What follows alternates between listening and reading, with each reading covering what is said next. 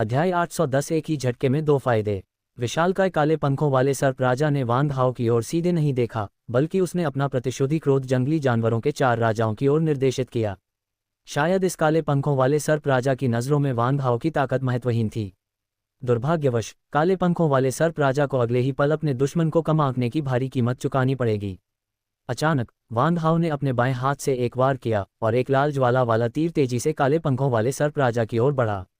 ये पुस्तक अपने खाली समय में ताइवानी उपन्यास पढ़ना अनुभाग में प्रकाशित होने वाली पहली पुस्तक है, जो त्रुटि रहित और व्यवस्थित अध्यायों के साथ एक बेहद सुखद पठन अनुभव प्रदान करती है। काले पंखों वाले सर्प राजा वान हाओ को बिल्कुल भी महत्व नहीं देते थे, जो कद में चींटी जितना छोटा था। वान हाओ के दिखने में शांत और हानिरहित अग्नि हमले से भी वे बिल्कुल विचलित नहीं हुए। जैसे कोई चींटी पेड़ को हिलाने की कोशिश कर रही हो, क्या कोई छोटी सी लौ सोचती है कि वह मुझे हरा सकती है? कितना हास्यास्पद है। दुर्भाग्य से काले पंखों वाले सर्प राजा को यह नहीं पता था कि वान हाओ द्वारा छोड़ी गई आग का गोला, जो देखने में मामूली लग रहा था, वास्तव में भयानक नीली ज्वाला की सच्ची अग्नि थी, एक वास्तविक दिव्य अग्नि। Whoosh tilde azure flame true fire arrow ने ब्लैक विंग सरपेंट किंग की पीठ पर सीधा प्रहार किया और ज्वालाएं तुरंत उसके पूरे शरीर में तेजी से फैल गईं। पल भर में काले पंखों वाले सर्प के शल्क चमकीले लाल हो गए और पलक झपकते ही कई शल्क तरल में परिवर्तित हो गए और परिष्कृत हो गए। तब तक काले पंखों वाले सर्प राजा को समझ आ चुका था कि क्या हो रहा है, लेकिन तब तक बहुत देर हो चुकी थी। फुफकार, इंसान, मुझे माफ कर दो, मुझे तुम्हें नाराज नहीं करना चाहिए था, कृपया मुझे बख्श दो, मुझे जीने दो। काले पंखों वाले सर्प राजा का 10,000 फुट लंबा सर्प शरीर नीली ज्वाला की सच्ची अग्नि से तुरंत प्रज्वलित हो गया और उसके मांसल पंखों के 6 जोड़े पलक झपकते ही भुने हुए पंखों में बदल गए। एक विचार के साथ वान हाओ ने आग की तीव्रता कम कर दी। अपनी आत्मा को मुक्त करो, विरोध मत करो, मैं तुम्हारी आत्मा में एक कठपुतली चिन्ह स्थापित करने जा रहा हूँ। काले पंखों वाले सर्प राजा ने कोई विरोध नहीं किया, उसकी खाल नीली ज्वाला की अग्नि से पिघल चुकी थी। अगर वह और देर करता तो किसी भी क्षण जलकर राख हो जाता, इसलिए उसके पास वान हाओ के आदेशों का पालन करने के अलावा कोई विकल्प नहीं था। कुछ ही देर में वान हाओ के सिर से एक सुनहरा कठपुतली चिन्ह निकला और फिर एक सुनहरी रोशनी में परिवर्तित हो गया, जो काले पंखों वाले सर्प राजा के माथे में समा गया। जल्द ही कठपुतली का प्रतीक चिन्ह ब्लैक फ्लेम सरपेंट किंग के आत्मासार क्रिस्टल कोर से मजबूती से बंध गया और उसका जीवन और मृत्यु अब वान हाओ के नियंत्रण में थी। स्वामी, काले पंखों वाले सर्प राजा ने श्रद्धा भाव से जमीन पर लेटकर वान हाओ के प्रति अपनी अधीनता प्रदर्शित की। फिर वान हाओ के आदेश पर काले पंखों वाले सर्प राजा ने काले धुंध के जंगल के भीतर काले जहरीले कोहरे को फैला दिया। जहां तक काले पंखों वाले सर्प राजा द्वारा बड़ी मेहनत से एकत्रित किए गए खजानों की बात है, वे सभी स्वाभाविक रूप से वान हाओ की निजी संपत्ति बन गए। ब्लैकविंग सरपेंट क्लैन ने पीढ़ियों से इन क्लैन योद्धाओं के कुल 1273 अवशेष एकत्र किए हैं, जिससे वान हाओ को 3320 अंक भी मिले हैं। अपने पिछले अंकों को मिलाकर वान हाओ के कुल संचित अंक अब ग्रेटर दैन तक पहुंच गए हैं। ब्लैकविंग सरपेंट कबीले के सभी सदस्यों को भी वान हाओ की जंगली जानवरों की सेना में शामिल कर लिया गया था। शरीर संवर्धक के क्लोन की रक्तरेखा को विकसित करने में मदद करने के लिए काले पंखों वाले सर्प राजा से 10,000 कैटी रक्त निकाला गया था। वंशों को जल्द से जल्द ग्रहण करना सबसे अच्छा है। नए प्राप्त वंशों को पहले घंटे के भीतर ग्रहण करने पर सबसे अच्छा प्रभाव पड़ता है। जितना अधिक आप प्रतीक्षा करेंगे, उनका प्रभाव उतना ही कम होता जाएगा। मैंने ब्लड विच के गुप्त कोडेक्स का पहला स्तर प्राप्त कर लिया है।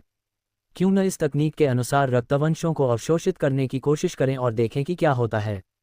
इस निर्जन क्षेत्र में प्रवेश करने के बाद से हर समय सतर्क रहने और अपनी शक्ति में तेजी से सुधार करने के लिए वान हाओ ने अपने द्वारा प्राप्त जंगली जानवरों के रक्त को सीधे अपने शरीर के साधक क्लोनों को खाने के लिए दिया है, ताकि क्लोनों को तेजी से मजबूत किया जा सके और उनके रक्त के विकास को गति दी जा सके।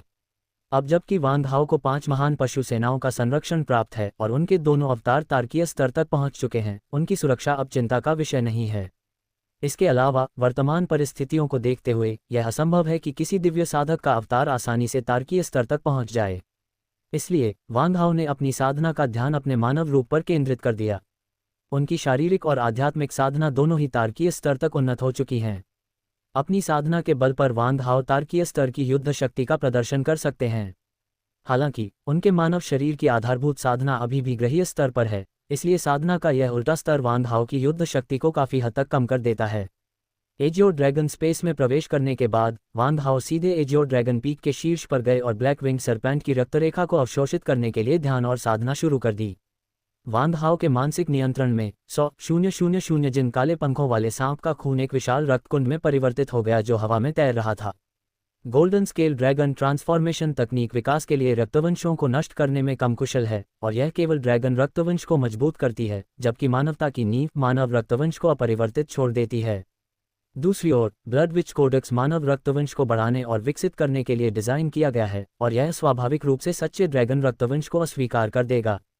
इसलिए ब्लड विच के गुप्त नियमावली का औपचारिक रूप से अभ्यास करने के बाद सच्चे ड्रैगन वंश को त्याग कर केवल मानव वंश के अभ्यास पर ध्यान केंद्रित करना चाहिए।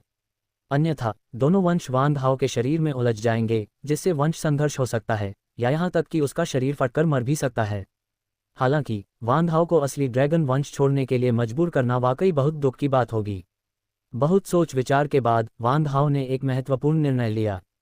इसका अर्थ है मानव शरीर के भीतर मौजूद सभी वास्तविक ड्रैगन रक्त को पूरी तरह से बाहर निकालना, जिससे शरीर के साधक क्लोन को वास्तविक ड्रैगन रक्त को अवशोषित करने और विरासत में प्राप्त करने की अनुमति मिल सके।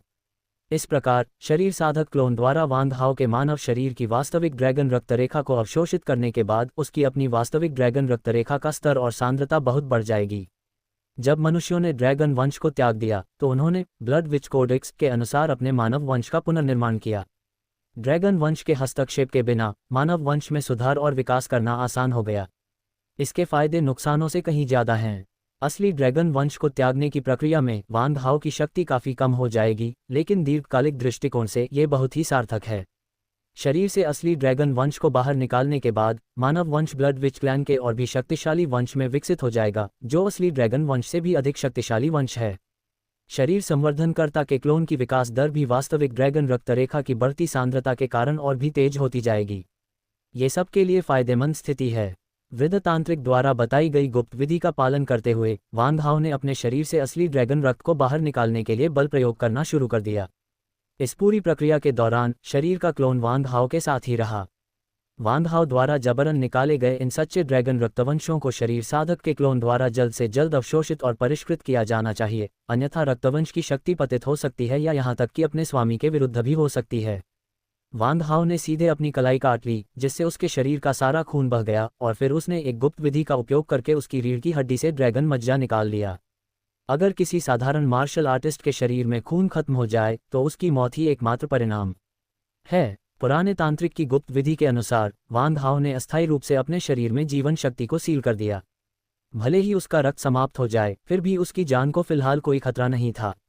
हालांकि वह इसे ज़्यादा देर तक नहीं रोक सकता था, अन्यथा रक्त की शक्ति से पोषण न मिलने के कारण उसके शरीर की बहुत सारी जीवन शक्ति नष्ट हो जाएगी और उसकी जान खतरे में पड़ जाएगी। वान हाओ के शरीर में मौजूद असली ड्रैगन रक्त का निर्माण ड्रैगन रक्त के साथ पुनर्जन्म लेने और एक प्राचीन असली ड्रैगन के अस्थि मज्जा को अवशोषित करने के बाद उसकी रीढ़ की हड्डी में उत्पन्न ड्रैगन मज्जा द्वारा हुआ था। ड्रैगन के अस्थि मज्जा का ये हिस्सा रीढ़ की हड्डी में मौजूद मानव रक्त और अस्थि मज्जा के साथ पहले ही मिल चुका है, जिससे दोनों प्रकार के रक्त और अस्थि मज्जा को अलग करना मुश्किल हो जाता है। इस प्रक्रिया को शरीर का निर्माण करने वाले क्लोन की सहायता से पूरा किया जाना चाहिए। वान हाओ ने अपने शरीर साधना क्लोन को राक्षसी तलवार को नियंत्रित करने का आदेश दिया, जिससे उसकी पीठ पर एक गहरा सीधा घाव हो गया और उसके सिर के पिछले हिस्से की पहली कशेरुका से लेकर नितंबों के पिछले हिस्से की आखिरी कशेरुका तक का पूरा शरीर बाहरी दुनिया के संपर्क में आ गया। F23 स्टॉप अध्याय 811 सच्चे ड्रैगन वंश का त्याग। तुरंत ही शरीर के क्लोन ने राक्षसी तलवार का उपयोग करके रीढ़ की हड्डी को तोड़ दिया, जिससे अंदर का अस्थि मज्जा बाहर आ गया। वान हाओ ने पूरी सर्जिकल प्रक्रिया के दौरान किसी भी प्रकार की एनेस्थीसिया का इस्तेमाल नहीं किया। त्वचा छिलने और हड्डियां चकनाचूर होने का तीव्र दर्द लगभग असहनीय था, यहाँ तक कि वान हाओ के लिए भी, जिसकी इच्छाशक्ति अविश्वसनीय रूप से मजबूत थी। इस समय वान हाओ के सभी दर्द बोधक असामान्य रूप से सक्रिय थे और उसके मस्तिष्क की कोशिकाएं बेकाबू हो गईं। तीव्र दर्द के कारण वह लगभग अपनी जीभ काटकर आत्महत्या करने की सोच रहा था। हालांकि वान हाओ अंततः ठीक हो गए। चलो ये करते हैं, वान हाओ ने दांत पीसते हुए अपने शरीर के क्लोन को आदेश दिए। उसके मसूड़े इतने कसकर भींचे हुए थे कि उनमें दरार पड़ गई, लेकिन खून नहीं निकला क्योंकि उसके शरीर से खून की एक एक बूंद निकल चुकी थी।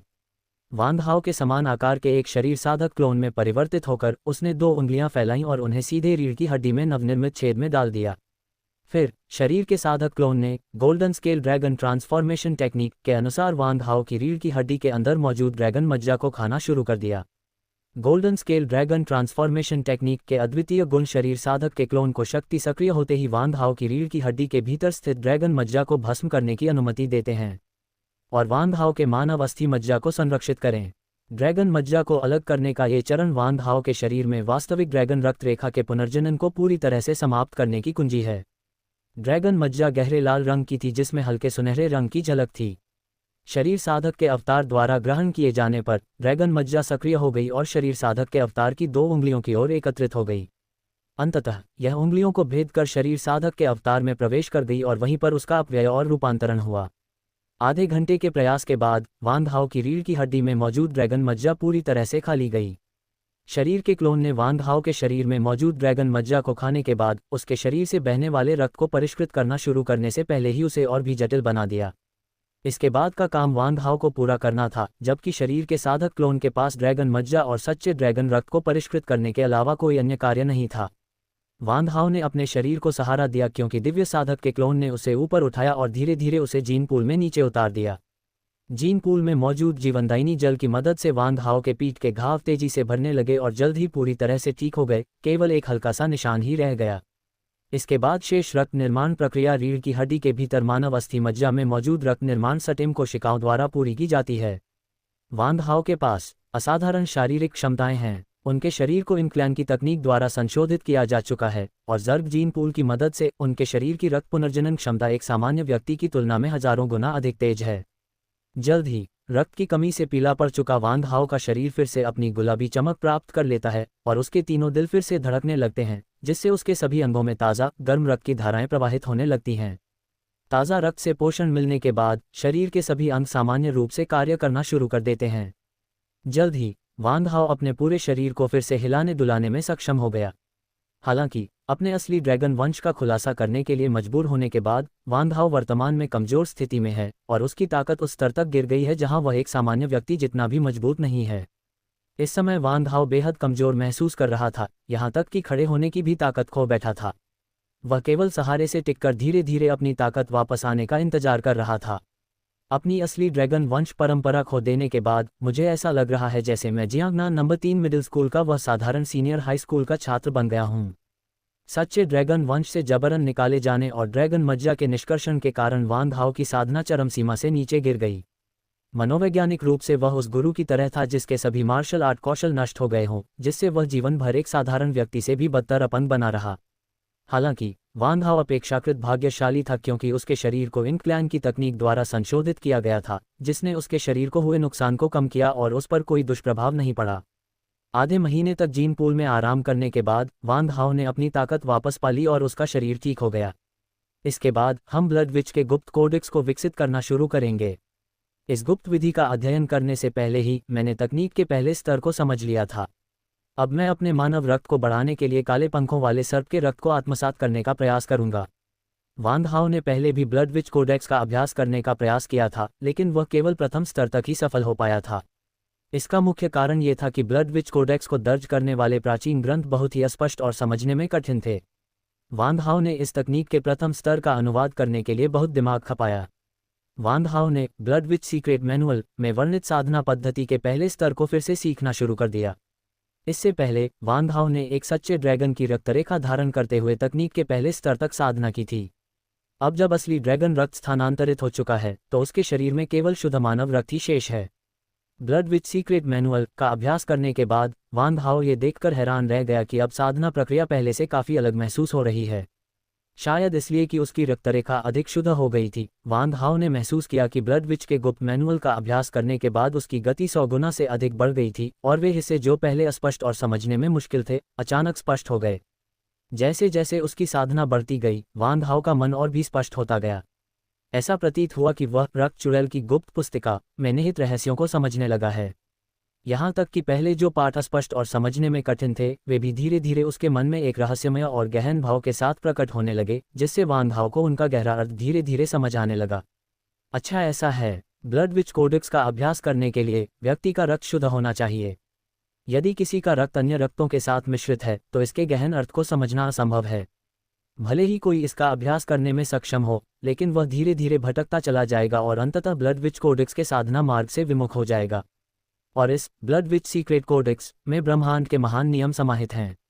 इसमें लिखा हर शब्द गहन सत्य को दर्शाता है, जिसे केवल समर्पित साधना के माध्यम से ही समझा जा सकता है। साधना और ज्ञानवर्धन के दौरान वान हाओ ने धीरे धीरे तकनीक के प्रथम स्तर के सार को ग्रहण कर लिया और उनकी साधना की मुद्रा उत्तरोत्तर परिष्कृत होती गई। Eocean.com। धीरे धीरे वांग हाओ के शरीर के चारों ओर ब्रह्मांडीय शून्य ऊर्जा का घनत्व बढ़ता गया। इस शून्य ऊर्जा ने धीरे धीरे एक बड़ा फनल बनाया जो एक ऊर्जा तूफान में बदल गया और वांग हाओ के सिर के ऊपरी हिस्से में घुसकर अंततः उसके शरीर में प्रवेश कर गया, बार बार उसके शरीर को धोता हुआ मानव रक्त को शुद्ध करता गया।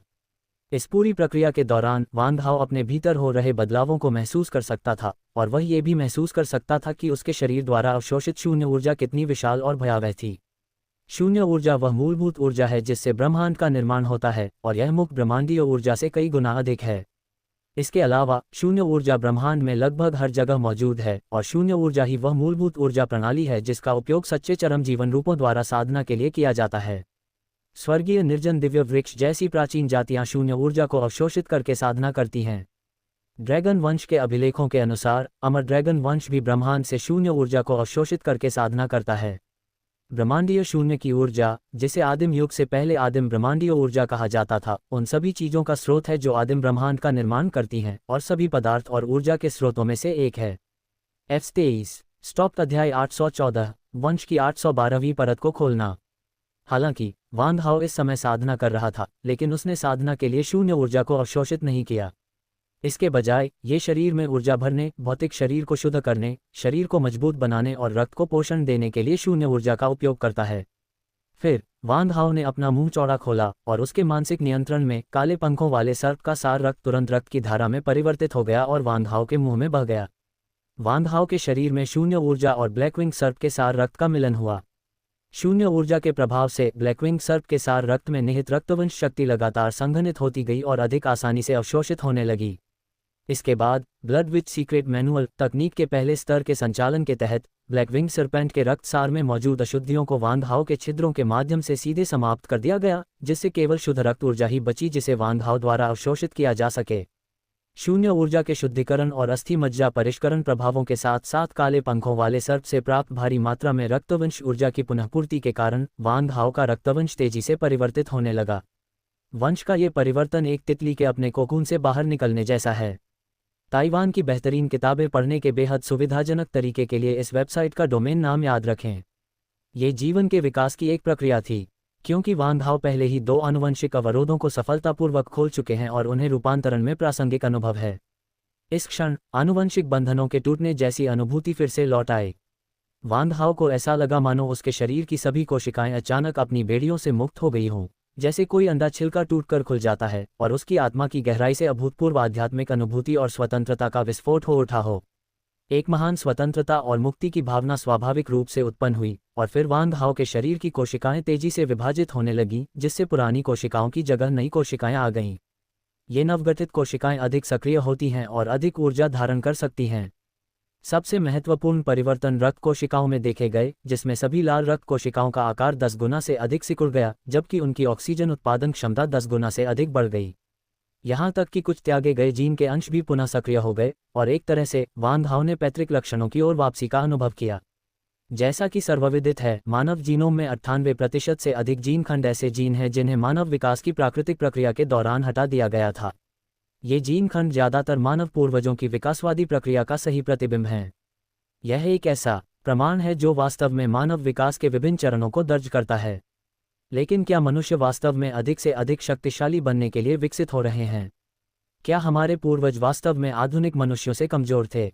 इसका उत्तर है नहीं। प्राचीन काल से, जब मानव पूर्वज देवताओं और राक्षसों को पछाड़कर पूरे ब्रह्मांड के शिखर पर विराजमान थे, से लेकर बाद में मानव जाति के पतन तक, जो अंततः पूरे ब्रह्मांड की सबसे नीच जाति बन गई, मानव जाति की समग्र विकास प्रक्रिया हमेशा उल्टी दिशा में ही चली है। दूसरे शब्दों में कहें तो मानव विकास की प्रक्रिया पतन की प्रक्रिया है। इतिहास गवाह है कि मानव जाति की संतानें लगातार कमजोर होती जा रही हैं। तथाकथित प्रथम वंश बंधन या प्रथम आनुवंशिक बंधन वास्तव में इस विकासवादी बाधा को तोड़ने के बारे में है, ताकि मानवता विकासवादी अवरोध को तोड़ सके।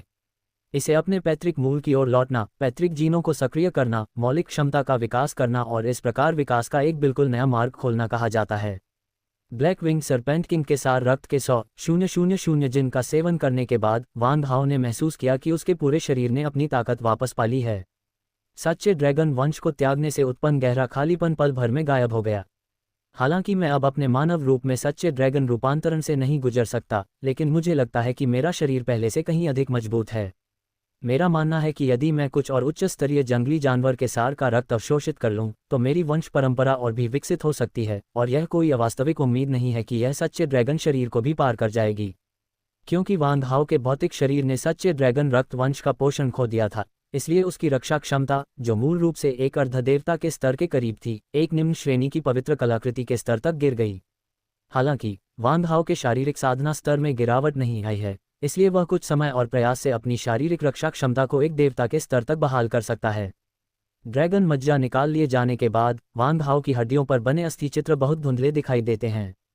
यदि वह अपनी शारीरिक शक्ति को अर्धदेवता के स्तर तक बढ़ाना चाहता है और यिनशा का निर्माण करना चाहता है, तो सबसे तेज तरीका जंगली जानवरों की हड्डियों से अस्थिशा को अवशोषित करना है। पहले, शरीर साधक क्लोन की ताकत को तेजी से बढ़ाने के लिए एकत्रित सभी जंगली जानवरों की हड्डियों को शरीर साधक क्लोन को दिया जाता था ताकि वह हड्डी की बुराई को ग्रहण कर साधना करे और हड्डी के पैटर्न को संघनित करे। मानव शरीर की तुलना में शरीर संवर्धन करने वाले क्लोन में उच्च क्षमता होती है और यह शुद्ध रक्त वाले सच्चे ड्रैगन जाति के अधिक निकट होता है। ये तेजी से विकास करता है, उच्च क्षमता रखता है, और ऐसा प्रतीत होता है कि इसमें अस्थि ऊर्जा को अवशोषित करने की कोई असीमित क्षमता नहीं है और इसमें किसी भी प्रकार की कोई बाधा नहीं है। हालांकि मानव शरीर अलग है। जन्मजात दोषों के कारण वांग हाओ की अस्थि ईश्वरीय शक्ति को संघनित करने की गति उसके शरीर की साधना से उत्पन्न क्लोन की तुलना में 100 गुना से भी अधिक धीमी है। कुछ समय तक अवशोषित करने के बाद उसका शरीर अपनी सीमा तक पहुंच जाता है और पुनः अवशोषित करने से पहले उसे अवशोषित अस्थि ईश्वरीय शक्ति को पूरी तरह से पचाना आवश्यक होता है। अब जब सुरक्षा संबंधी कोई चिंता नहीं है, तो वांग हाओ बिना किसी रोक टोक के जमकर प्रशिक्षण कर सकता है। शरीर संवर्धनकर्ता के क्लोन ने एकत्रित जंगली जानवरों की हड्डियों का केवल एक छोटा सा हिस्सा ही अवशोषित किया। शेष हड्डियों को एजियो ड्रैगन स्पेस में ढेर कर दिया गया था और अब वे मानव मुख्य शरीर द्वारा अवशोषित और परिष्कृत होने के लिए तैयार हैं। चलिए सबसे छोटे ट्रोल चूहे के कंकाल से शुरुआत करते हैं। वांग हाओ ने एक तारकीय स्तर के ट्रोल चूहे का कंकाल निकाला, जिसका उद्देश्य अस्थि ऊर्जा का संवर्धन करना और अस्थि पैटर्न को संघनित करना था। वांग हाओ ने अपने प्रत्येक हाथ में एक विशाल चूहे की टांग की हड्डी पकड़ी और मोरो कबीले की इन बुराई को संघनित करने की शरीर शोधन तकनीक के अनुसार अस्थि बुराई का अभ्यास करना शुरू कर दिया। ट्रोल चूहे जंगली जानवरों में सबसे छोटे जीवों में से हैं, लेकिन प्रत्येक वयस्क ट्रोल चूहा 10 मीटर से अधिक लंबा होता है, जिसकी एक जांघ की हड्डी लगभग 1.7 मीटर लंबी होती है, जो लगभग एक पुरुष मनुष्य की ऊंचाई के बराबर है। इस बार मोरो कबीले की शरीर सुधार तकनीक का अभ्यास करने के बाद वांग हाओ ने पाया कि यह उसके पिछले अभ्यास से पूरी तरह से अलग थी। जब मैं साधना तकनीकों का अभ्यास करता था, तब मुझे स्पष्ट रूप से महसूस होता था कि मेरी शारीरिक क्षमता बेहद कमजोर है। आधे घंटे तक अस्थि ऊर्जा अवशोषित करने के बाद ही मेरा शरीर पूरी तरह से थक जाता था। हालांकि इस बार वांग हाओ ने 5 घंटे तक साधना जारी रखी और 10 विशाल चूहों के कंकालों को आत्मसात कर लिया।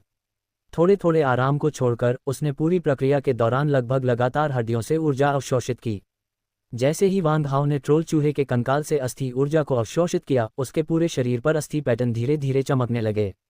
वांग हाओ को इससे भी अधिक आश्चर्य इस बात से हुआ कि अवशोषित अस्थि दुष्ट ऊर्जा सीधे इन दुष्ट ऊर्जा में परिवर्तित हो गई, जो लगभग बिना किसी परिष्करण के अस्थि पैटर्न में संघनित हो गई। पहले के समय में 10 विशालकाय चूहों के कंकालों से संघनित अस्थि ऊर्जा को अवशोषित करने में कम से कम 10 दिन लगते थे। अब अवशोषण या परिष्करण की लगभग कोई आवश्यकता नहीं है। Zacian.com इसे स्वचालित रूप से परिवर्तित कर देता है। ये दक्षता तो शरीर संवर्धक के क्लोन की दक्षता से भी कहीं अधिक अतिरंजित है। कम से कम शरीर साधक के क्लोन द्वारा अवशोषित अस्थि ऊर्जा को अस्थि पैटर्न में परिवर्तित करने से पहले उसे परिष्कृत करने की आवश्यकता होती है। क्या ऐसा हो सकता है कि ब्लड विच के गुप्त मैनुअल का अभ्यास करने के कारण मेरी साधना प्रतिभा में सुधार हुआ हो?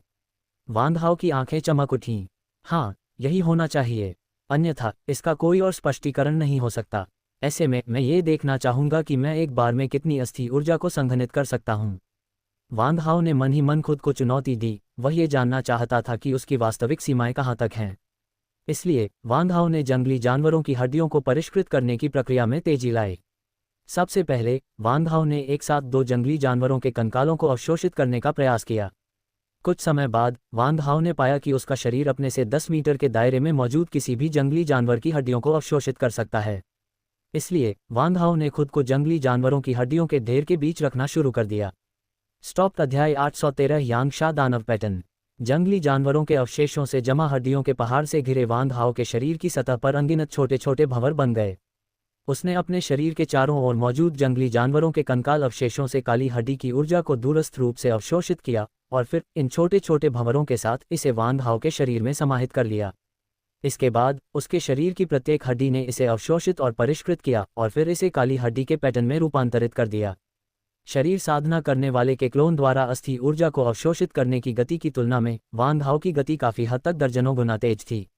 इसके अलावा ऐसा प्रतीत होता है कि जैसे जैसे वान हाओ अधिक से अधिक अस्थि ऊर्जा को अवशोषित करता है और अधिक से अधिक कुशल होता जाता है, अवशोषण की गति भी तेजी से बढ़ती जा रही है। अवशोषण की सीमा भी पहले के 10 मीटर से बढ़कर लगभग 100 मीटर हो गई है। जल्द ही असली ड्रैगन वंश के समाप्त होने के कारण धुंधली पड़ चुकी हड्डियों की आकृतियां फिर से उभरने लगीं। हालांकि ये उभरी हुई आकृतियां अब काली थीं। धीरे धीरे जैसे जैसे ये आकृतियां घनी होती गईं, वान हाओ की हड्डियां घोर काली होने लगीं। सभी अस्थि संरचनाएं एक साथ ढेर हो जाती हैं, अंतहीन रूप से दोहराई जाती हैं, जटिल रूप से आपस में गुंथी हुई होती हैं और अविभाज्य होती हैं। 10 दिन और 10 रातों तक पोषक तत्वों का सेवन करने के बाद भी वान हाओ को जरा भी थकान महसूस नहीं हुई।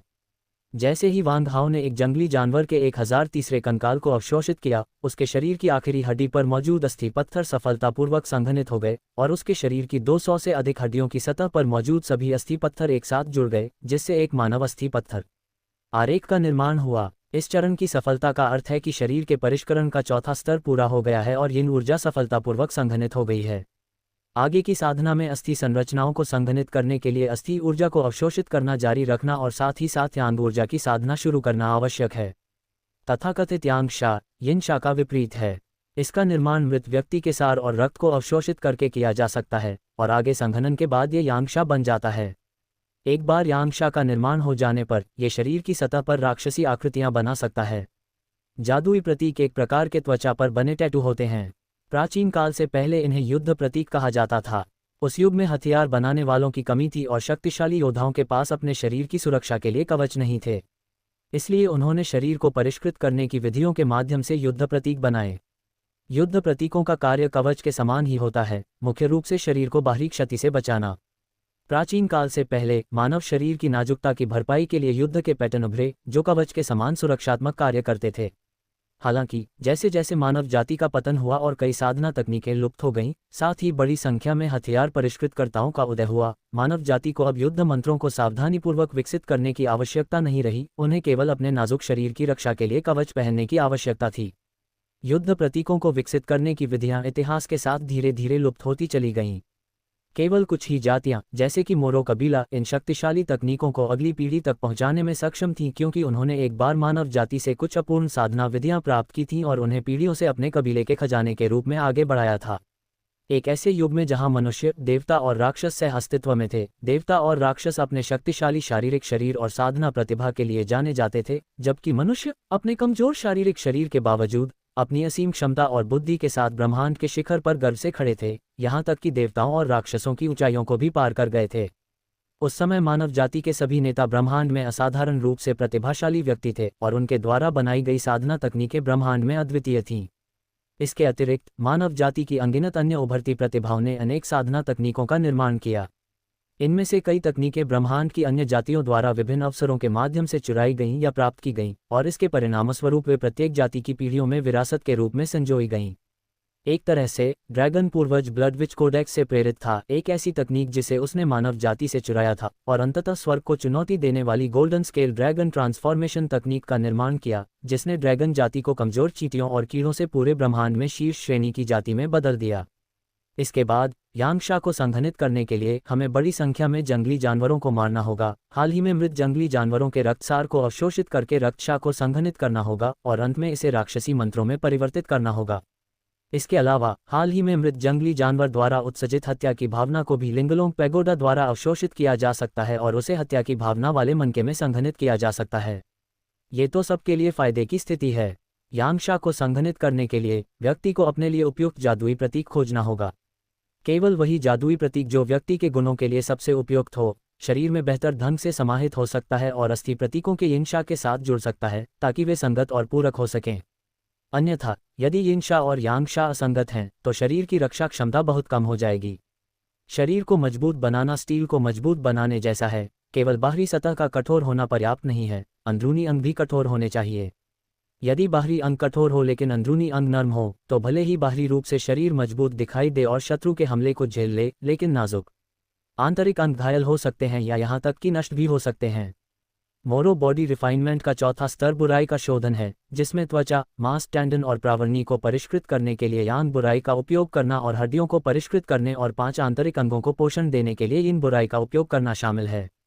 अंततः इससे बाहरी रूप और आंतरिक व्यक्तित्व के बीच सामंजस्य स्थापित होता है, जिससे शरीर की सुंदरता की सबसे आदर्श स्थिति प्राप्त होती है।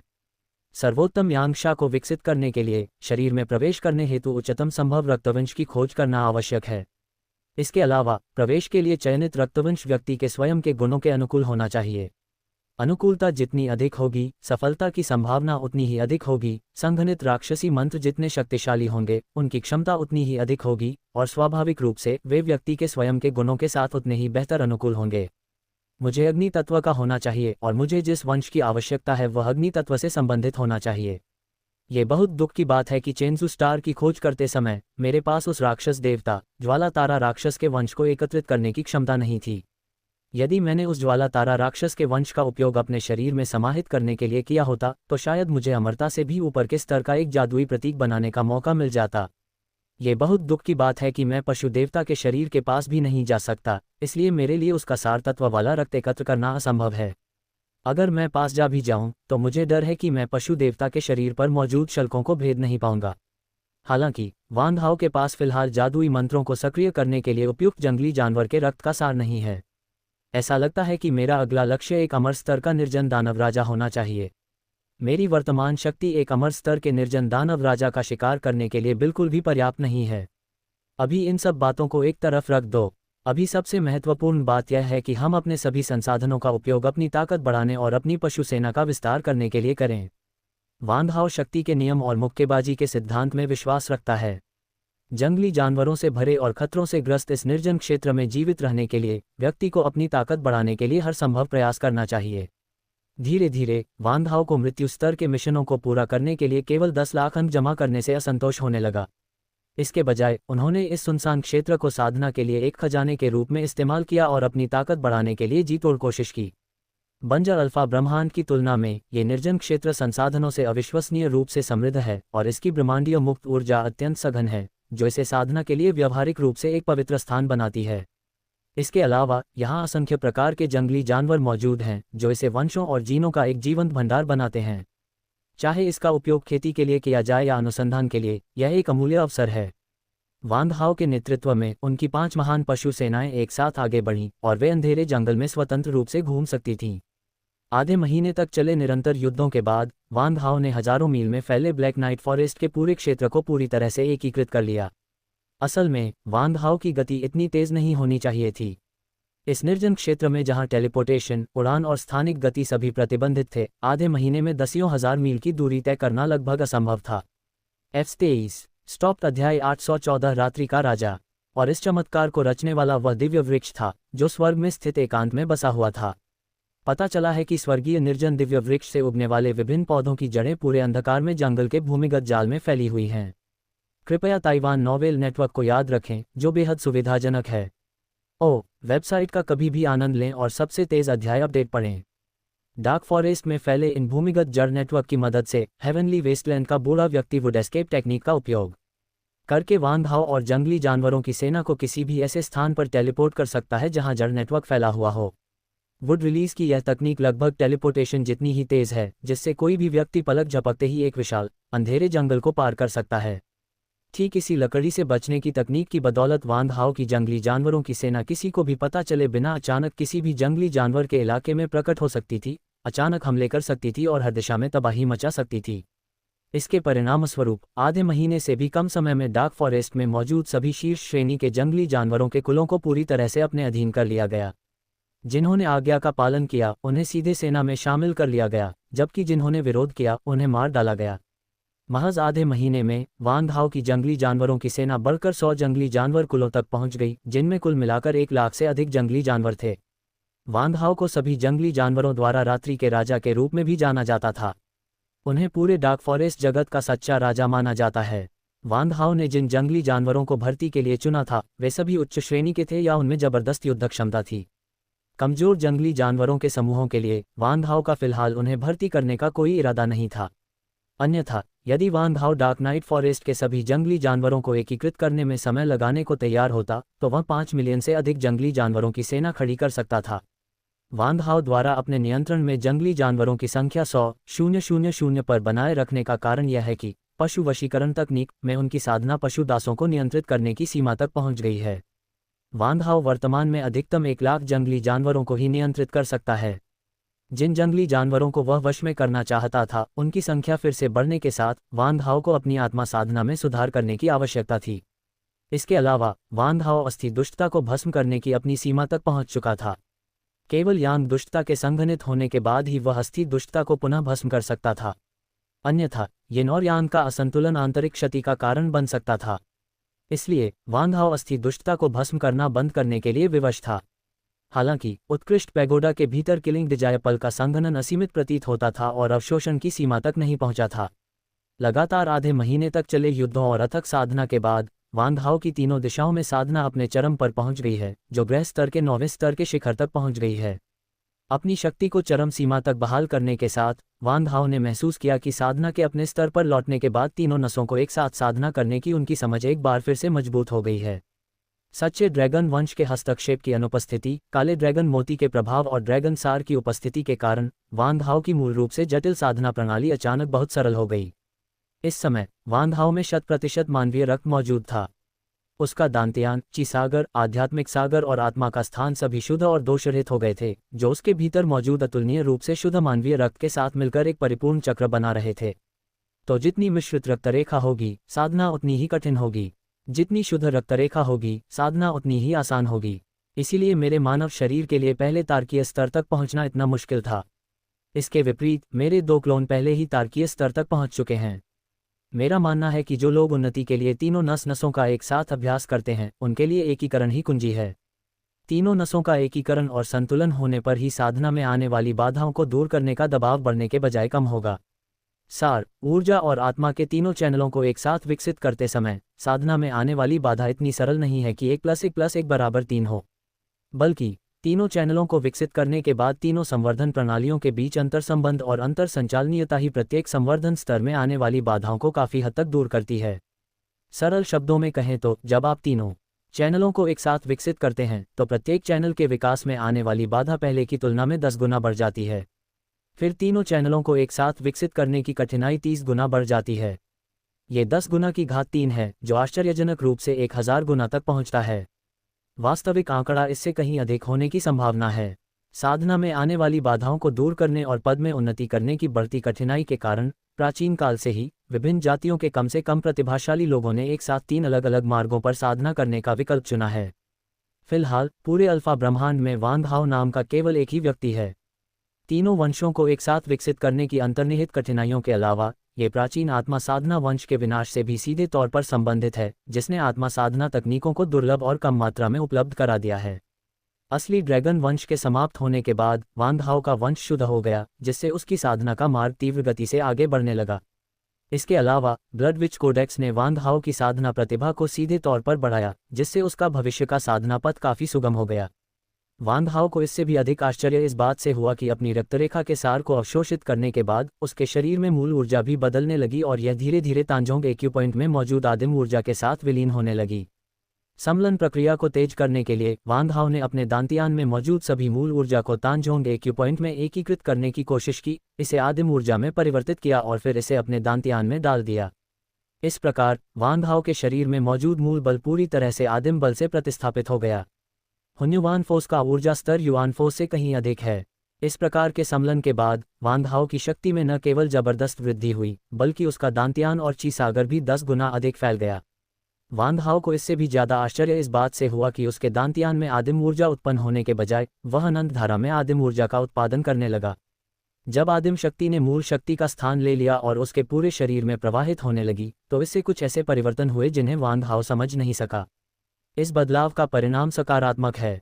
सबसे महत्वपूर्ण बदलाव यह है कि वान हाओ के 720 एक्यूपॉइंट्स और डेंटियन क्यूई सागर से जुड़ने लगे हैं, जिससे उनके शरीर में डेंटियन और एक्यूपॉइंट्स के बीच एक परिपूर्ण संचार स्थापित हो गया है और यह वास्तव में एक एकीकृत साधना प्रणाली बन गई है।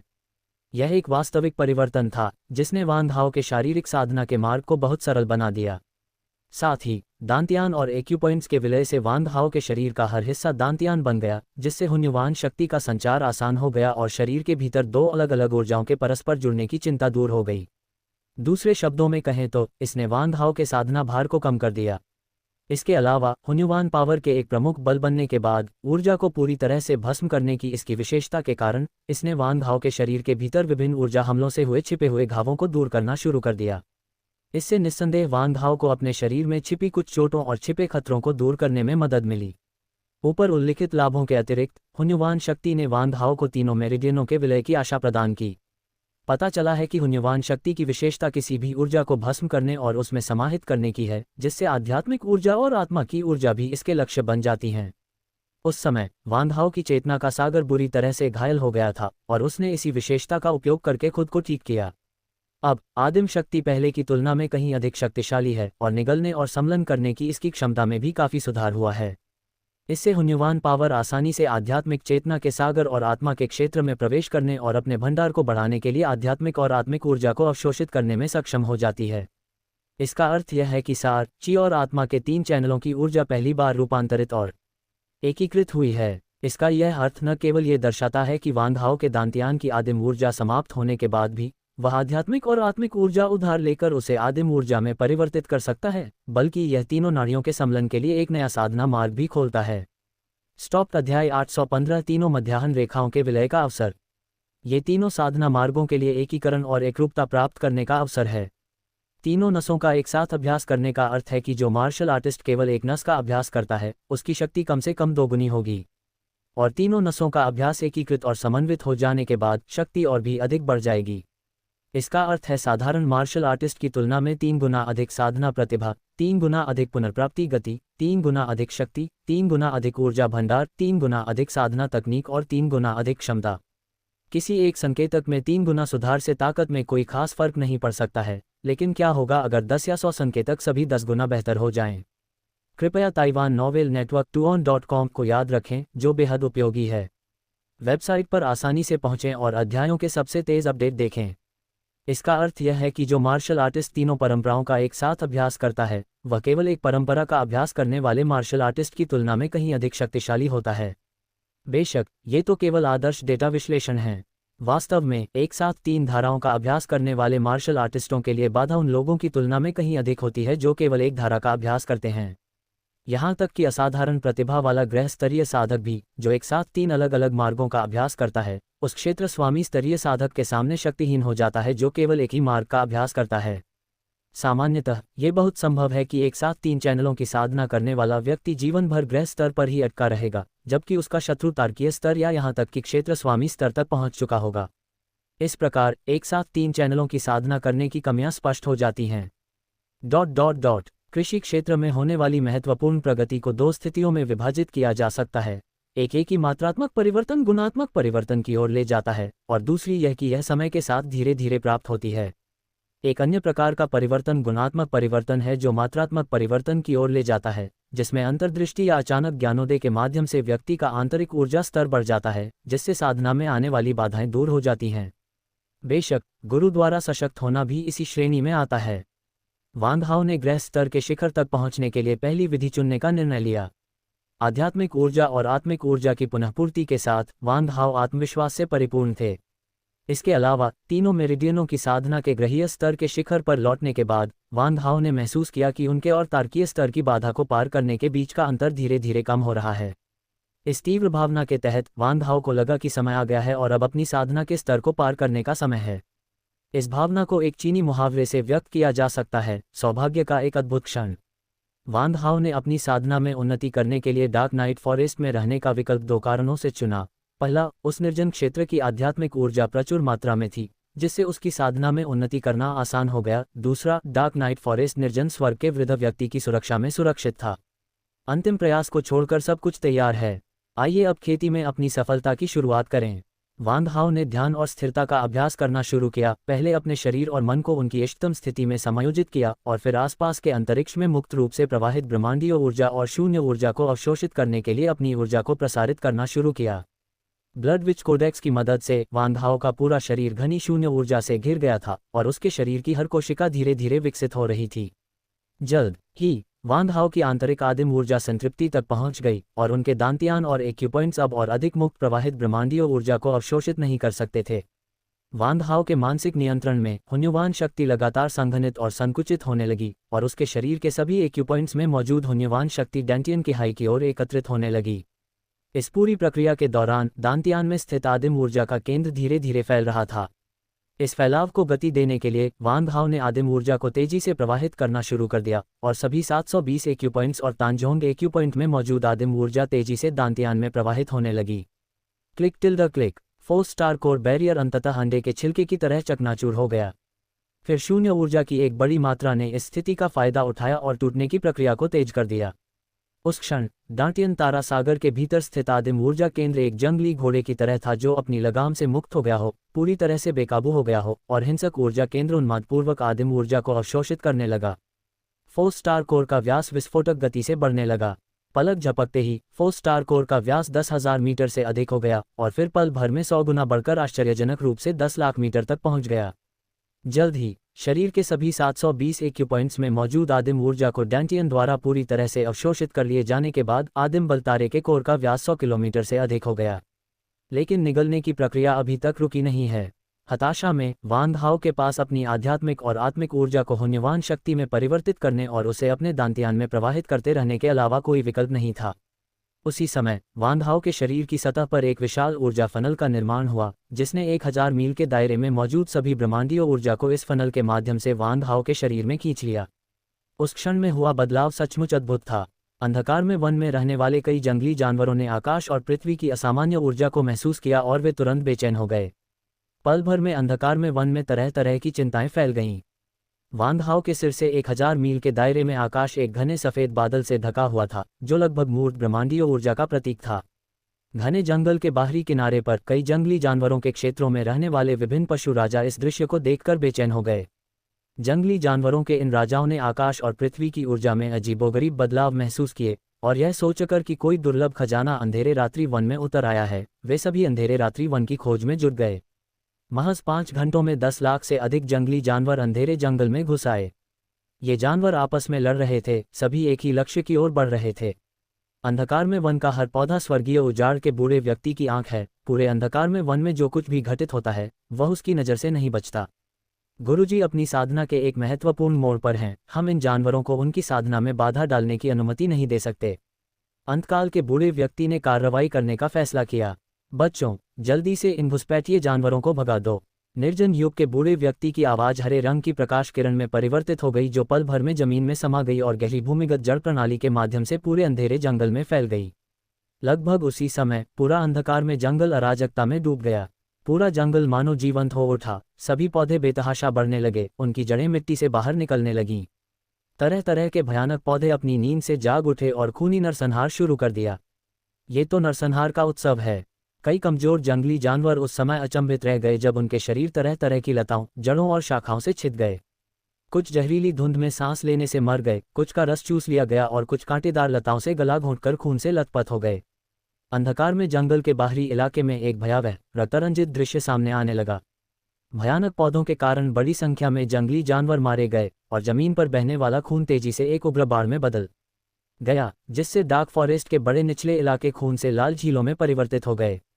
इन जंगली जानवरों के सार और मांस को अवशोषित करने के बाद विभिन्न प्रकार के विचित्र पौधे और भी अधिक भयानक और रक्तरंजित हो गए।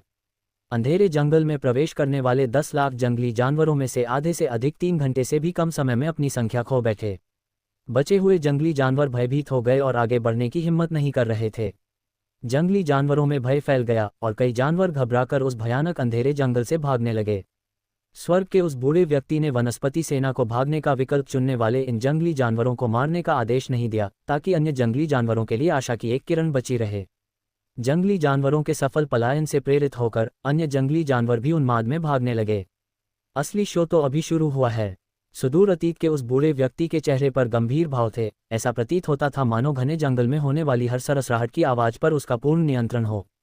स्टॉप। अध्याय 816 3 टांगों वाला सुनहरा कौवा बनाम काला कछुआ। अधिकांश जंगली जानवर दहशत में आकर अंधेरे जंगल से भाग गए और तुरंत ही उनका आतंक अंधेरे जंगल के बाहरी इलाकों में फैल गया। कई जंगली जानवर जो खजाने की खोज में अंधेरे जंगल में प्रवेश करने की तैयारी कर रहे थे, वे इस भयावह वातावरण से प्रभावित हो गए और अंधेरे जंगल से वापस मुड़ने और छोड़ने लगे। हालांकि बहुत कम संख्या में जंगली जानवरों ने अंधेरे जंगल में और भी गहराई तक जाने का विकल्प चुना। बचे हुए अधिकांश जानवर डोमेन लॉर्ड स्तर के थे, जबकि भाग निकले अधिकांश जानवर कमजोर थे। स्वर्ग और पृथ्वी की ऊर्जा में हो रहे विचित्र परिवर्तनों से आकर्षित होने वाले डोमेन लॉर्ड स्तर के जंगली जानवरों के अलावा कई अमर स्तर के जंगली जानवरों को भी अपने अपने क्षेत्रों से समाचार प्राप्त हुए हैं और वे डार्क नाइट फॉरेस्ट की ओर बढ़ रहे हैं। पश्चिम दिशा में 1 अरब मील दूर सुनहरी लपटों में घिरा एक 3 पैरों वाला सुनहरा कौवा अंधेरे रात्रि वन की ओर बढ़ रहा है। 3 टांगों वाले सुनहरे कौवे ने भयावह रूप से उच्च तापमान उत्सर्जित किया, जिससे उस क्षेत्र के सभी फूल, घास और पेड़ झुलस गए, जिसके ऊपर से वह उड़ा और जमीन पर सैकड़ों मील चौड़ी झुलसी हुई धरती की एक पट्टी ही बची रही। 3 टांगों वाला ये सुनहरा कौवा वास्तव में उस निर्जन ग्रह पर बने वायुरोधी घेरे को भेद कर आकाश में उड़ने में सक्षम था और इसकी उड़ान की गति भयावह थी। कुछ ही क्षण पहले ये पृथ्वी के एक किनारे पर था और पलक झपकते ही यह पृथ्वी के दूसरे किनारे पर पहुंच गया। इसकी गति लगभग टेलीपोर्टेशन के बराबर थी। दक्षिण में 70 मिलियन मील दूर एक विशालकाय काला कछुआ, जिसकी ऊंचाई 1000 फुट ऊंचे पहाड़ के बराबर थी, भी समुद्र की लहरों पर सवार होकर आया। उसकी गति 3 पैरों वाले सुनहरे कौवे की गति से कुछ ही धीमी थी। जहां जहां से जुबान कछुआ गुजरता था, समुद्र में ऊंची ऊंची लहरें उठती थीं और सभी समुद्री जीव भयभीत होकर चारों दिशाओं में भाग जाते थे। जब 2 अमर स्तर के जंगली जानवर डार्क नाइट फॉरेस्ट के बाहरी इलाके में मिले तो उनकी 2 शक्तिशाली आभाएं आपस में टकराईं। 3 पैरों वाले सुनहरे कौवे का अग्नि क्षेत्र और काले कछुए का काला जल क्षेत्र आपस में टकराए और नियमों का एक भयानक टकराव शुरू हो गया। जल और अग्नि का आपस में कोई मेल नहीं है। 2 भयावह क्षेत्रों के टकराव ने नियमों के एक भयानक पतन को जन्म दिया, जिससे 1000 मील के दायरे में मौजूद सभी पेड़ पौधे तुरंत नष्ट हो गए। कुछ शक्तिशाली जंगली जानवर तो भागने का समय भी नहीं पा सके और भयानक ऊर्जा विस्फोट से टुकड़े टुकड़े हो गए।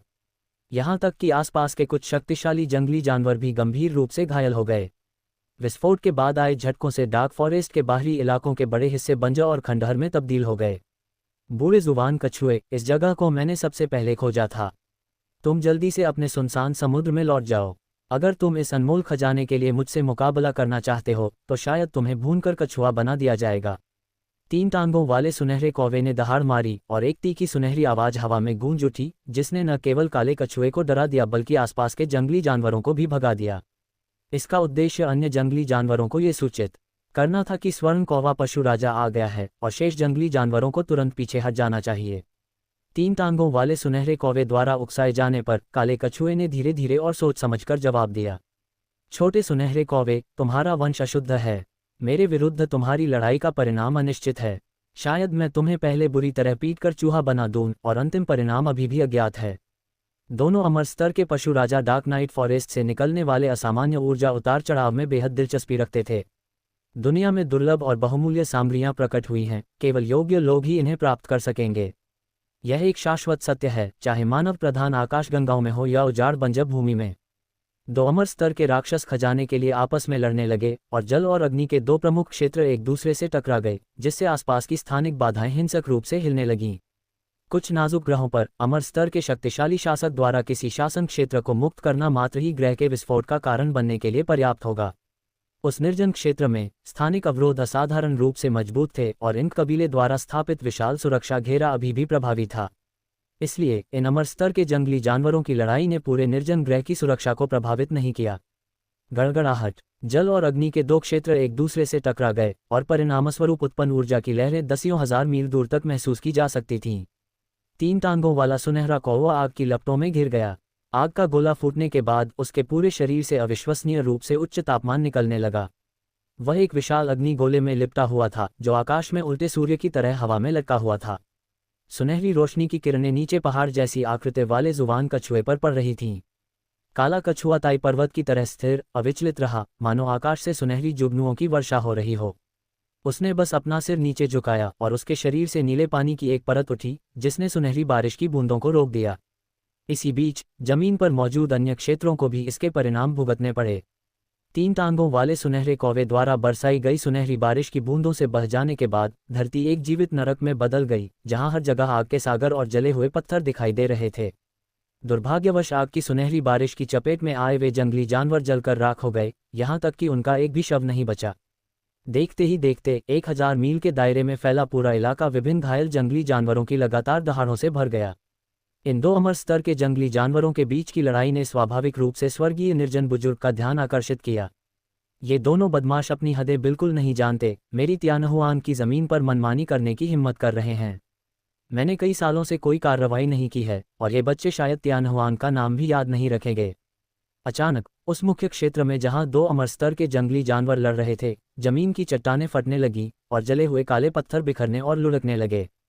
पलक झपकते ही जमीन से एक विशाल टीला उभर आया और टीले के शीर्ष पर एक बड़ी दरार खुल गई, जिसमें से एक अविश्वसनीय रूप से मोटी पेड़ की जड़ निकली। पेड़ की जड़ का व्यास 100 मीटर से अधिक है और इसका पूरा शरीर चमकीले, चमकदार लाल रंग का है, जो इसे अविश्वसनीय रूप से रहस्यमय बनाता है। जैसे ही यह टीले की जमीन से निकला, ये तेजी से फैल गया, आश्चर्यजनक गति से आगे बढ़ते हुए पल भर में हजारों मीटर तक फैल गया और आकाश में सूर्य के समान 3 पैरों वाले सुनहरे कौवे को अपने कब्जे में ले लिया। ये वृक्ष की जड़ अत्यंत तेज और चुपचाप आगे बढ़ी, बिना किसी अमरता की आभा छोड़े या नियमों की किसी शक्ति को धारण किए। इस प्रकार 3 पैरों वाले सुनहरे कौवे का ध्यान आकर्षित करने में विफल रही। हालांकि जब पेड़ की जड़ें 3 टांगों वाले सुनहरे कौवे के चारों ओर लिपट गईं, तो कौवा भयभीत हो गया। उसने पाया कि इस विचित्र पेड़ की जड़ ने आसानी से उसके शरीर को भेद दिया था और उसकी अमर ऊर्जा को तेजी से अवशोषित करना शुरू कर दिया था। अमर ऊर्जा समाप्त हो जाने पर अमर स्तर का जंगली जानवर भी अत्यंत कमजोर हो जाएगा, उसकी ताकत अपने सबसे निचले स्तर पर आ जाएगी और वह आसानी से एक साधारण जंगली जानवर को भी मार सकता है। 3 टांगों वाले सुनहरे कौवे को सबसे ज्यादा डराने वाली बात यह थी कि पेड़ की जड़ें अविश्वसनीय रूप से मजबूत थीं। चाहे वह कितनी भी कोशिश करे, वह उन्हें तोड़ नहीं सकता था और यहाँ तक कि उसके पूरे शरीर पर लगी सुनहरे कौवे की ज्वालाएं भी उन्हें जला नहीं सकती थीं। वे सचमुच अविश्वसनीय रूप से लचीली थीं। इसी क्षण उस वीरान दुनिया का बूढ़ा व्यक्ति धीरे धीरे खून की धुंध के बादल में परिवर्तित हो गया और 3 पैरों वाले सुनहरे कौवे के सामने प्रकट हुआ। छोटे सुनहरे कौवे, संघर्ष करने की जरा भी मत सोचो। अगर तुम्हारे सुनहरे कौवे वंश के पूर्वज भी आ जाएं, तो भी तुम मेरी पकड़ से नहीं बच पाओगे। तुम्हारे जैसे नन्हे बच्चे की तो बात ही छोड़ो। बेहतर होगा कि तुम यहीं रहो और मेरे गुरु के साधना पूरी करने का इंतजार करो, फिर मैं उन्हें तुम्हारा फैसला करने दूंगा। 3 टांगों वाला सुनहरा कौवा बहुत डरा हुआ था। उसने अक्सर अपने बड़ों को जंगल में ज्यादा दिखाई न देने की चेतावनी देते सुना था, खासकर अजनबी पौधों को उकसाने से बचने की। वरिष्ठ महोदय, मेरा इरादा किसी को ठेस पहुंचाने का नहीं था और मुझे पता ही नहीं था कि मैं आपके क्षेत्र में घुस आया हूं। कृपया मेरी जान बख्श दीजिए, क्योंकि यह मेरा पहला अपराध है। स्वर्ग उजाड़ के बूढ़े व्यक्ति ने घूर कर देखा और 3 टांगों वाले सुनहरे कौवे को बांधने वाली पेड़ की जड़ें कस गईं, जिससे कौवे को असहनीय पीड़ा हुई। स्टॉप। अध्याय 817 तियानहुआन की चाल। कितना शोर है। बूढ़े व्यक्ति द्वारा दी गई मामूली सजा ने 3 टांगों वाले सुनहरे कौवे को तुरंत चुप करा दिया। फिर बूढ़े तियानहुआन ने काले कछुए की ओर नीचे देखा। छोटे कछुए, क्या तुम मेरे नियम जानते हो? काला कछुआ इतना भयभीत हो गया कि उसे ठंडे पसीने आने लगे और पसीना मूसलाधार बारिश की तरह बहने लगा, जिससे तुरंत जमीन पर एक बड़ी नदी का निर्माण हो गया। आप क्या आप आदरणीय तियानहुआन हो सकते हैं? क्या आपको सील नहीं किया गया था? ये कैसे हो सकता है? स्पष्टतः यह जुबान कछुआ, जो बहुत लंबे समय तक जीवित रहा था, उस 3 टांगों वाले सुनहरे कौवे की तुलना में कहीं अधिक ज्ञान रखता था, जो केवल 30,000 वर्षों तक जीवित रहा था और स्वाभाविक रूप से तियानहुआन नाम के बारे में बहुत स्पष्ट था। ये तो पूरे बंजर इलाके के सबसे शक्तिशाली राक्षसों में से एक है। छोटे कछुए, चूंकि तुम मेरी प्रतिष्ठा जानते हो, तो तुम्हें मेरे तरीके भी पता होने चाहिए। जुबान कछुए ने तुरंत जोर से सिर हिलाया, अपनी अमर आभा को छुपाते हुए और अपने जुबान जल शासन क्षेत्र को वापस लेते हुए स्वर्गीय निर्जन एल्डर के निर्णय की उत्सुकता से प्रतीक्षा करने लगा। ये देखकर कि जुबान कछुआ काफी सहयोगी था, उजाड़ युग के बूढ़े व्यक्ति ने उसे उस तरह दंडित नहीं किया जैसे उसने 3 टांगों वाले सुनहरे कौवे को दंडित किया था। बहुत खूब। मेरे स्वामी जी इस समय एकांतवास में हैं और इस दुनिया की सारी असामान्य ऊर्जा उनकी साधना के कारण ही है। तुम दोनों छोटे बच्चे यहीं रहो और मेरे लिए अंधकार में वन की रक्षा करो, किसी भी अज्ञानी जानवर को अंदर आने से रोको। अगर तुम अच्छा करोगे तो मैं अपने स्वामी जी से तुम्हारी प्रशंसा करूंगा और तुम दोनों के साथ नरमी बरतने की कोशिश करूंगा। लेकिन अगर तुमने लापरवाही की या छुपकर भागने की हिम्मत की, चाहे तुम बंजर भूमि के किसी भी कोने में भाग जाओ, मैं तियानहुआन तुम्हें निश्चित रूप से नष्ट कर दूंगा। बोलने के बाद निर्जन युग के बूढ़े व्यक्ति ने 3 पैरों वाले सुनहरे कौवे को जकड़े हुए पेड़ की जड़ों को हटा दिया और वह रक्त धुंध जो उसमें परिवर्तित हो गई थी, बिना किसी निशान के गायब हो गई। उस वीरान भूमि के बूढ़े व्यक्ति के चले जाने के बाद 3 टांगों वाले सुनहरे कौवे और काले कछुए दोनों ने चुपके से अपना बोझ उतार दिया। अभी अभी एल्द तियानहुआंग के सामने ये दोनों अमर स्तर के जंगली जानवर 2 आज्ञाकारी कुत्तों की तरह थे, जरा भी अवज्ञा करने की हिम्मत नहीं कर रहे थे। लेकिन जैसे ही एल्द तियानहुआंग चले गए, इन 2 अमर स्तर के जंगली जानवरों की शान एक बार फिर लौट आए और 1000 मील के दायरे में मौजूद सभी निम्न स्तर के जंगली जानवर तुरंत प्रभावित हुए। बॉस जुबान टर्टल, इस पूज्य तियानहुआंग की पृष्ठभूमि क्या है? 3 पैरों वाले सुनहरे कौवे ने पूछे बिना नहीं रह सका। लेकिन 3 टांगों वाले सुनहरे कौवे के सवाल से काला कछुआ भयभीत हो गया और उसके चेहरे के भाव में जबरदस्त बदलाव आ गया। चुप रहो, अगर मरना नहीं चाहते तो उस नाम का जिक्र मत करो। ये पूजनीय व्यक्ति कमजोर नहीं है, मैंने उसके बारे में अपने जन्म से ही सुना है। वह एक भयानक दानव है जिसे सील करने के लिए इन कबीले के सबसे शक्तिशाली बुजुर्ग की जरूरत है। पूरे वीरान क्षेत्र में उसके जैसा कोई नहीं है। अगर वह पूजनीय व्यक्ति चाहे तो पूरा वीरान क्षेत्र बंजर हो जाएगा और सभी जंगली जानवर भूख से मर जाएंगे। 3 टांगों वाले सुनहरे कौवे की सुनहरी ज्वालाएं टिमटिमा उठी, मानो बुझने ही वाली थीं। फिर उसने अपना मुंह बंद कर लिया। छोटे सुनहरे कौवे, हम दोनों अंधेरी रात के जंगल के एक एक छोर की रखवाली करेंगे ताकि दूसरे छोटे मोटे जंगली जानवर अंदर न घुस सकें। ये वाला छोर मुझे सौंप दो और दूसरा छोर मैं तुम्हें सौंप देता हूँ। 3 टांगों वाले सुनहरे कौवे ने बोलना बंद कर दिया और काले कछुए से सुलह कर ली, क्योंकि दोनों ही एक ही नाव में सवार प्राणी थे। अपने सुनहरे कौवे की ज्वालाओं से अंधकार में जंगल में पौधों को झुलसाने से बचने के लिए 3 पैरों वाला सुनहरा कौवा जानबूझकर आधे रास्ते तक चक्कर लगाता रहा। 3 टांगों वाले सुनहरे कौवे के जाने के कुछ ही समय बाद काला कछुआ भी हिलने लगा। उसने अपना मुंह खोला और एक नीला गोला थूका और आसपास के अंतरिक्ष में मौजूद सभी जल तत्व इस नीले गोले पर केंद्रित हो गए। जल्द ही अंधकार में वन के बाहरी इलाके में एक विशाल सागर का निर्माण हुआ। इस सागर का जल हवा में लटका हुआ था और इसकी गहराई 1000 फीट से भी अधिक थी। सागर का किनारा हवा में लटके हुए दर्पण की तरह था, फिर भी आश्चर्यजनक रूप से पानी की एक बूंद भी नहीं गिरी। रेगिस्तान में अचानक समुद्र के प्रकट होने से बंजर मैदानों में रहने वाले सभी जंगली जानवर भयभीत हो गए। कई जंगली जानवर समुद्र में गोता लगाने के लिए तैयार थे, लेकिन उन्हें पता चला कि समुद्र बेहद भारी है। जैसे ही वे जल्दबाजी में समुद्र में उतरे, वे सभी समुद्र के पानी के भयानक भार से दब गए और समुद्र तल पर हिलने डुलने में असमर्थ हो गए। अधिकांश स्टार स्तरीय जंगली जानवर सीधे समुद्र तल में डूब गए और हिल नहीं सके, जबकि डोमेन लॉर्ड स्तर के जंगली जानवरों को भी इस समुद्री जल में चलने में बहुत कठिनाई हुई। दूसरी ओर ब्लैक नाइट फॉरेस्ट के बाहरी बीहड़ का दूसरा आधा हिस्सा और भी भयावह है। हजारों मील में फैला पूरा इलाका आग की लपटों में घिर गया। जो भी छोटे मोटे जंगली जानवर भटक कर उस इलाके में आ गए, वे जलकर राख हो गए और यहाँ तक कि राजमहल के मुखिया जैसे जंगली जानवर भी बच नहीं पाए। डार्क फॉरेस्ट के बाहरी इलाके में मौजूद जंगली जानवर 2 प्राकृतिक बाधाओं से पूरी तरह अवरुद्ध हो गए थे। इससे पहले डार्क फॉरेस्ट में घुसपैठ करने वाले सभी जंगली जानवर पूरी तरह से नष्ट हो चुके हैं। स्वर्गीय बंजर भूमि के बूढ़े व्यक्ति के हस्तक्षेप के कारण संकट को आसानी से नियंत्रण में लाया गया। इस समय वांग हाओ की साधना आधिकारिक तौर पर एक नाजुक चरण में प्रवेश कर चुकी थी।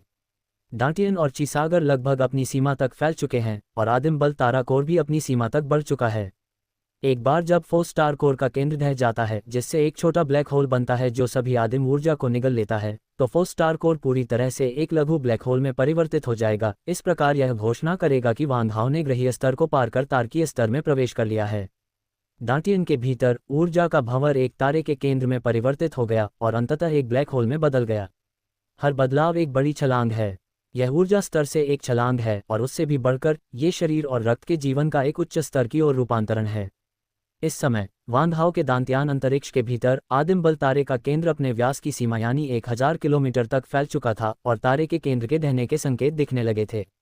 इस समय वांग हाओ की मानसिक ऊर्जा पूरी तरह समाप्त हो चुकी थी और उसकी आत्मिक ऊर्जा भी लगभग खत्म हो चुकी थी। इस समय वांग हाओ के लिए स्थिति बेहद खतरनाक थी। यदि यह प्रगति सुचारू रूप से हो जाती है तो सब ठीक रहेगा।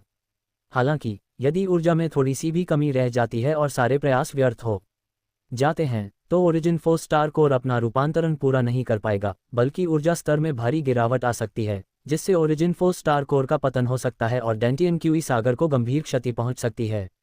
इससे दांतियान स्वयं को ही नष्ट कर सकता है। हताशा में वांग हाओ के पास ऊर्जा खदान से बेतहाशा ऊर्जा अवशोषित करने के अलावा कोई विकल्प नहीं बचा था। ऊर्जा खदान में निहित ऊर्जा को मार्शल आर्टिस्ट सीधे अवशोषित और परिष्कृत नहीं कर सकते हैं, लेकिन वांग हाओ की हुन्यवान शक्ति में सभी ऊर्जा को भस्म करने और अवशोषित करने की विशेषता है, जिससे वांग हाओ ऊर्जा खदान से ऊर्जा अवशोषित करके अपनी हुन्यवान शक्ति को पुनःपूर्ति कर सकता है। पलक झपकते ही वांग हाओ ने ऊर्जा अयस्कों के ढेर को निगल लिया। उनमें समाहित अपार ऊर्जा को अवशोषित करने के बाद ऊर्जा अयस्क चूर चूर होकर धूल में बदल गए।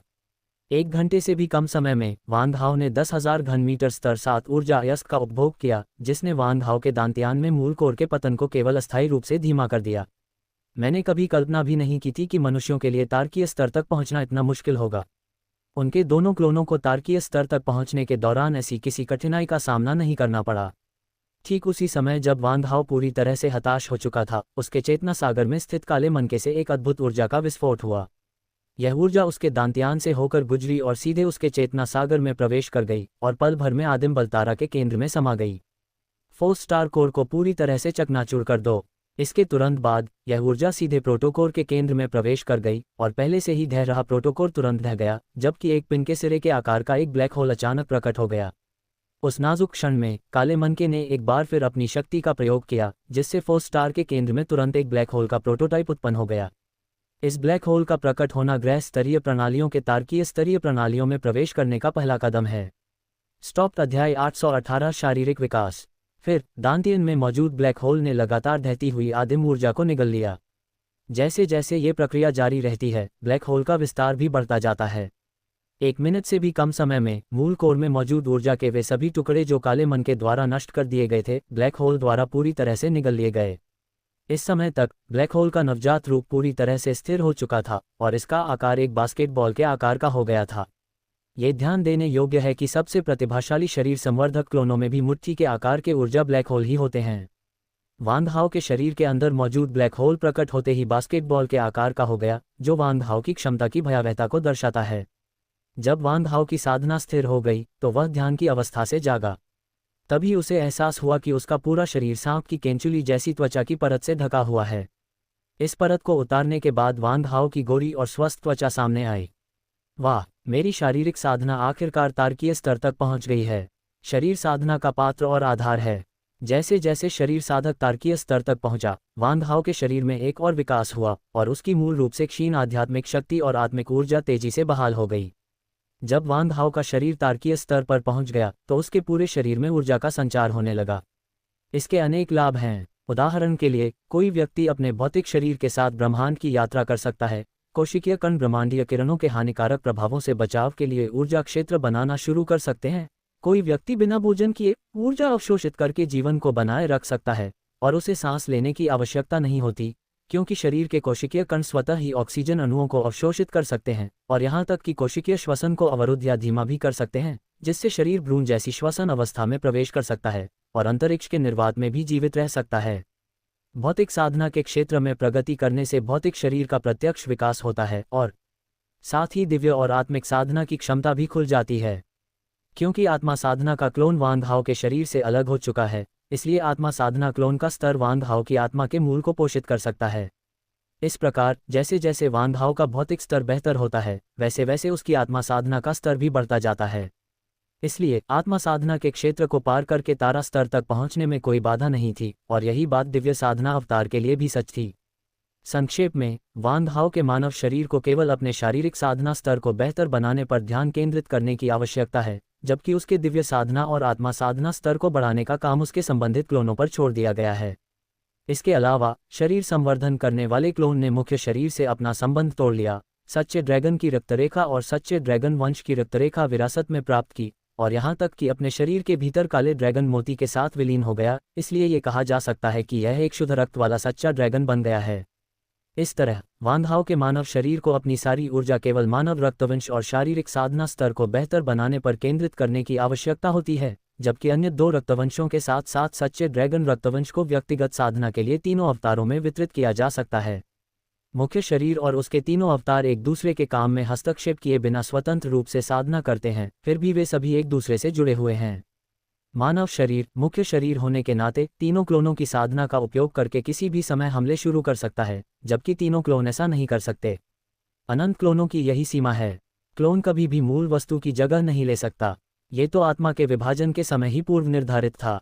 बेशक इसका उद्देश्य क्लोन को अपने स्वामी के साथ विश्वासघात करने और उसके खिलाफ विद्रोह करने से रोकना भी है। अभी मेरी आध्यात्मिक शक्ति साधना ही तारकीय स्तर तक नहीं पहुंची है। अन्यथा यदि तीनों नाड़ियां तारकीय स्तर तक पहुंच जाती तो मेरी शक्ति निश्चित रूप से और भी बढ़ जाती। इसके अलावा मुझे ऐसा प्रतीत होता है कि तारकीय स्तर में प्रवेश करने के बाद तीनों नाड़ियां आपस में विलीन होने लगी हैं। तारकीय स्तर तक सफलतापूर्वक पहुंचने के बाद वान हाओ के चारों ओर मौजूद आकाश और पृथ्वी की ऊर्जा क्षीण होने लगी।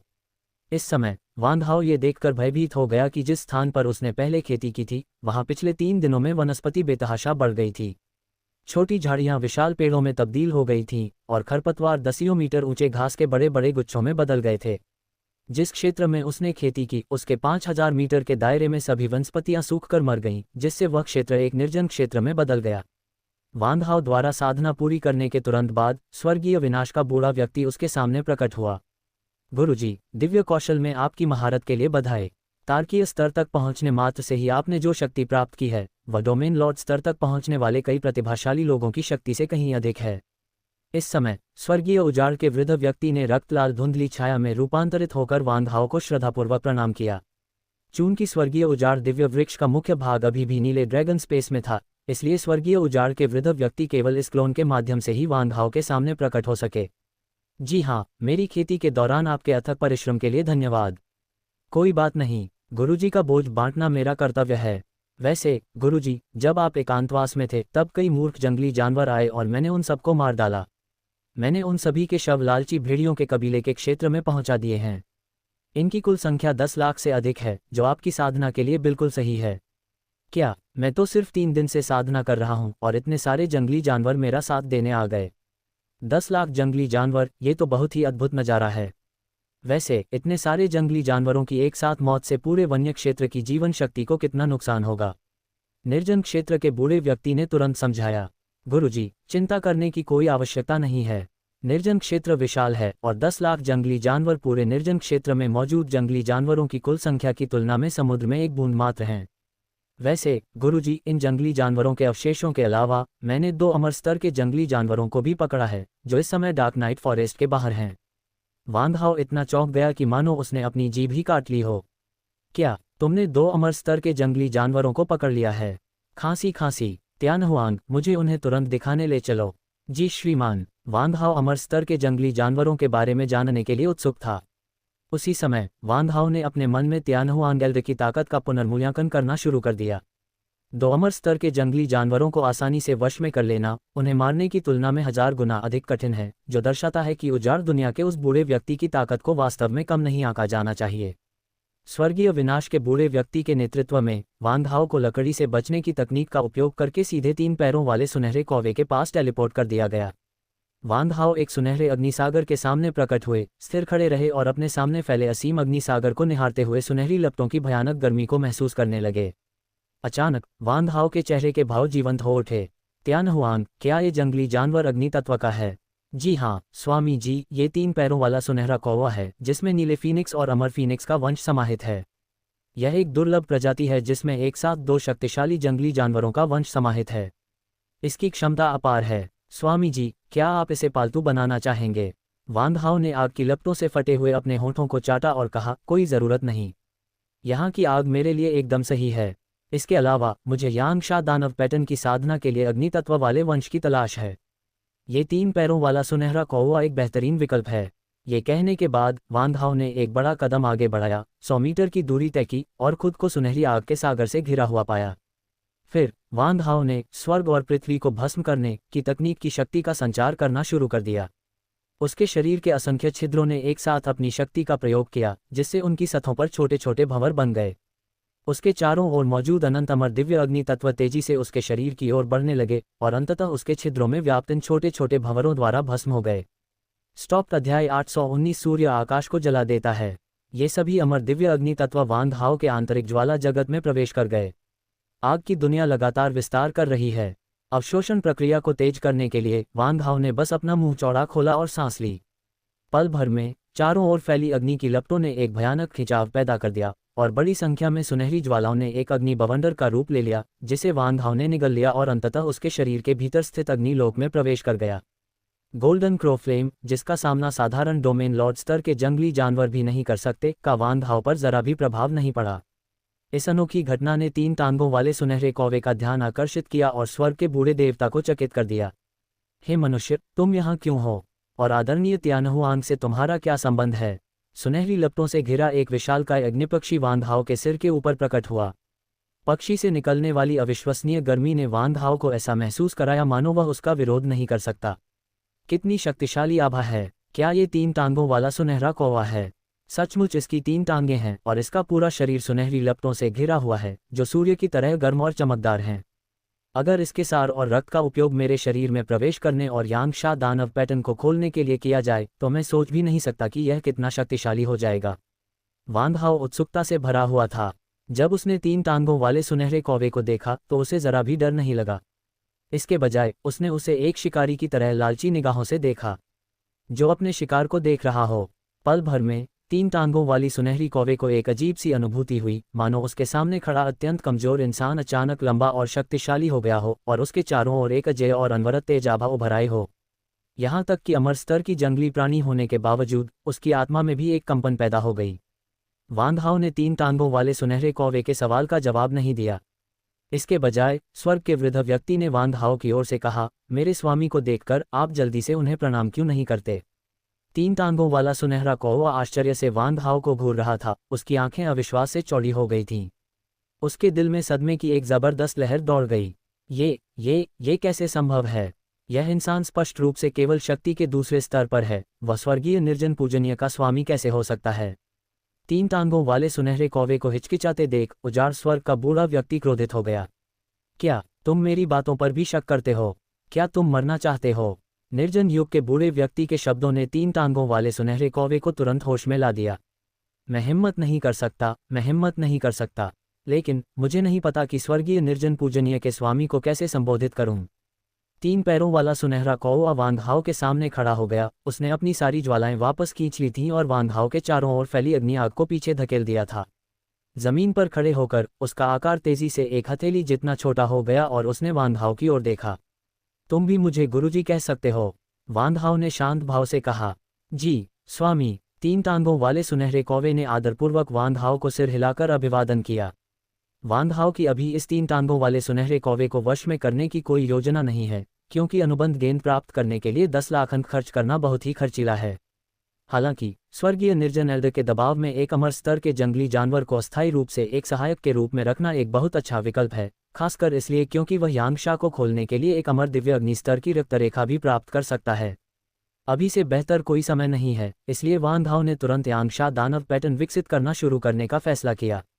वांग हाओ को यह देखकर बेहद खुशी हुई कि इंक स्टार सिस्टम में यांगशा दानव पैटर्न के संघनन पर विभिन्न सामग्रियां भी मौजूद थीं, जिनमें ग्रेट सन बर्निंग हेवन नामक एक दानव पैटर्न भी था जो गोल्डन क्रो के रक्त से संघनित एक यांगशा दानव पैटर्न था।